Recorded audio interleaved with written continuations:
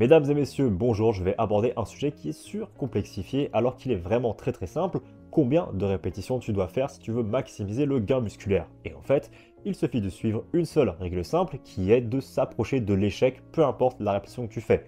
Tant que tu fais quelque chose proche de l'échec, c'est-à-dire que tu arrives au point où tu as une grande perte de vitesse et de force et que tu ne peux quasiment plus faire une répétition sans dandiner ton corps dans tous les sens et faire n'importe quoi, tu as atteint l'échec. Bon, essayons d'être généralement proche de l'échec ou un peu avant si tu veux minimiser la fatigue, mais c'est le plus important si tu veux gagner du muscle. Failure has been achieved, thank God. Now, the only place to go from failure is to win. Maintenant que tu fasses ça avec 6 répétitions, 8 répétitions, 10 répétitions, 15 répétitions, cela n'a pas de grande importance. En fait, ce qui va plutôt varier, c'est la charge que tu mets sur ton corps, sur tes tendons, tes ligaments et tes os. C'est pour ça que je ne conseille généralement pas aux gens de faire en dessous de 5 répétitions, parce que tu vas devoir mettre du poids tellement lourd pour atteindre l'échec, que tu vas vraiment charger tes tendons et ligaments, donc au long terme, potentiellement créer des petites blessures comme des petites tendinites ou des micro-traumas qui se résoudent facilement. Mais ne vous infligez pas ça et gardez les répétitions plutôt au-dessus de 5.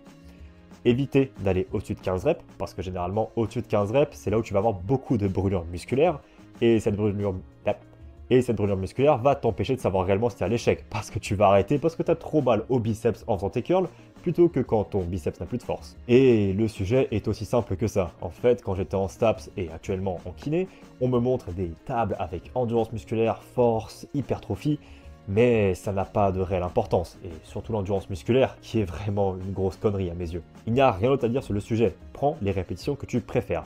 Généralement, quand même, pour maximiser un peu ma force, j'essaie de prendre mes premiers exercices avec des reps entre 5 et 8, et mes exercices d'isolation avec des plus petits muscles, comme par exemple seulement des curls biceps ou des triceps, autour de 10 à 12 reps.